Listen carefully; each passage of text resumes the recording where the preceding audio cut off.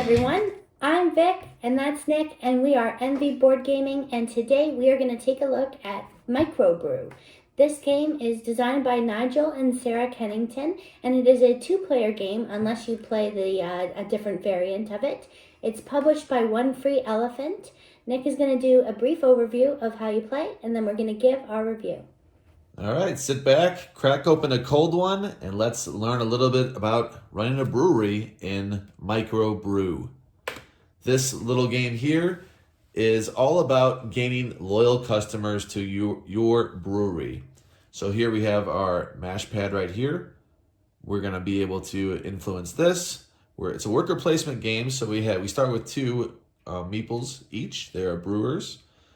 You can do different things here. I can mash, which would mean I can refill any of my hops. I can brew, which means moving things around here. So the lighter colors float to the top. So you can always influence one marker, but you can do it several times. So if I wanted this light malt to go up here, I could do that because it is lighter than this orange medium malt. The dark malt would never move up, but it could move down. So in this situation where I moved these two right here, I could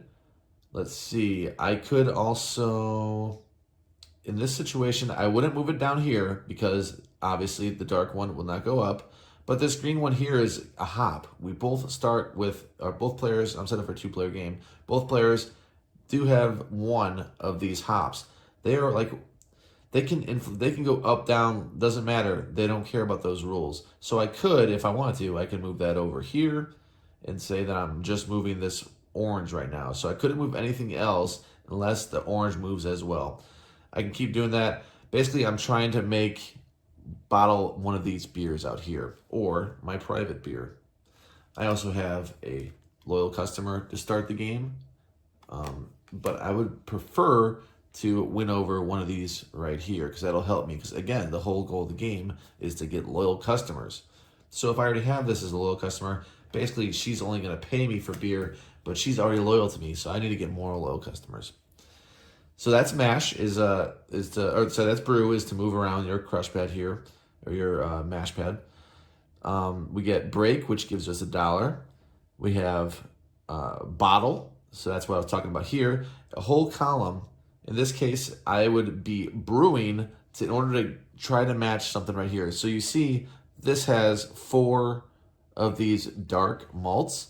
I have a column that has 4 of those. It would be nice if I can get that to be a dark one as well. Unfortunately, you see nothing is really going to link up there because you're not going to be able to get a dark one all the way to that top. Unless you use this green one, but then it would just go here, and I couldn't quite get it to go where I want it to. So I would look at maybe something else, probably that right there.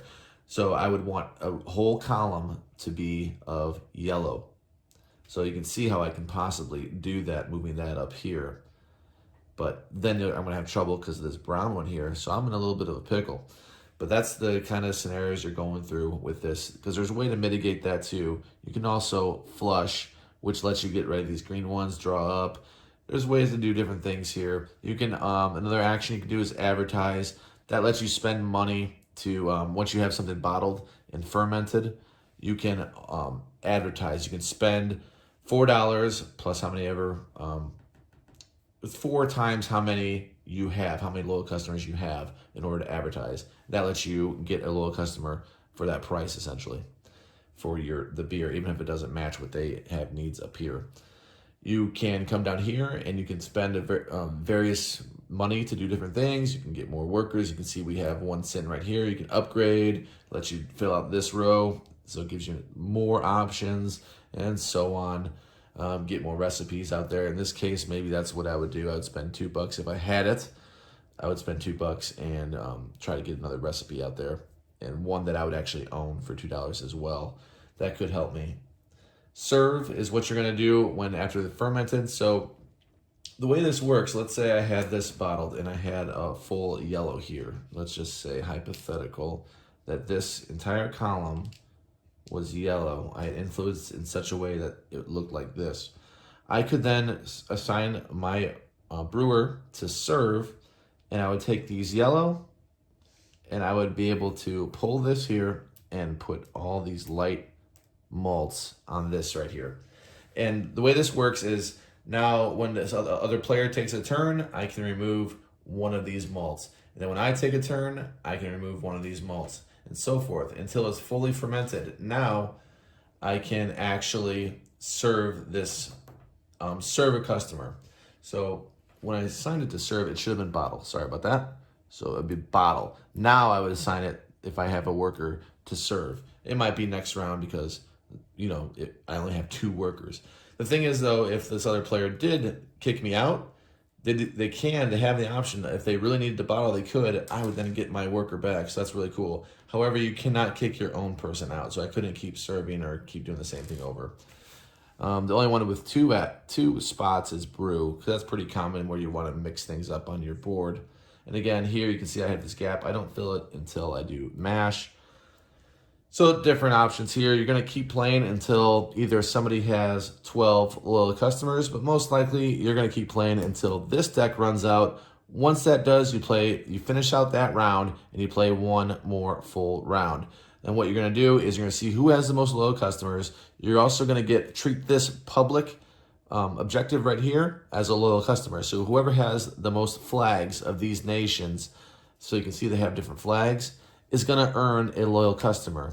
We also were dealt 2 of these at the beginning of the game. We can see what we have on our display and decide which of these we want to activate at the end and treat as a loyal customer. You have to pick one of them. So you look at what your opponent has, look what you have. You pick the one that works best for you. Let's say I had a bunch from England and maybe some Ireland, and I'm going to go ahead and put that out there.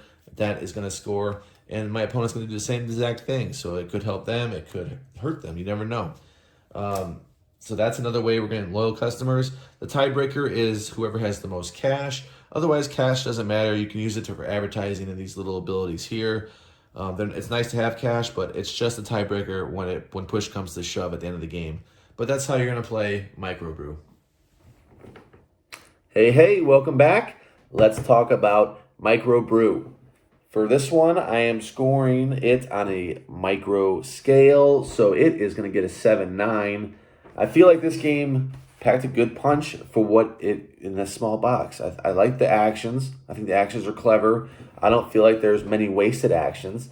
And it is cool. It plays really quick. It's nice. I don't have any real problems with it. Mm-hmm. I don't think it's an amazing game, but if you look at the size of this box, I got to give it credit. It does it really well. Sarah and Nigel did a great job with this game. I commend them. Really well done. I was impressed with it. I want to get this review in because we are going to trade this in. We don't love it, but we do like it. We appreciate it for what it does. We've played it several times. We played it for a while there. We played it quite a few times in Canada. We just had it set out on a kitchen table at her parents' house, and we were playing it back and forth. It's such an easy game to pack. I mean, the box size is right here. There's a little tin in there, and it really doesn't have to be this big, to be honest. Probably not. Cool. Yeah, I like the game. It's a positive review for me. I say if you see it out there, and, if it's cheap, go get it. I think right now the average price is somewhere around $20. That might be a little high for that. But if you see it for $10-15, definitely get it. Definitely get it. If you like worker placement, it's an easy buy for $10-15. Mm-hmm. Vic, I don't think she's gonna score it as high, but we'll see. 7-2. You're right. Close.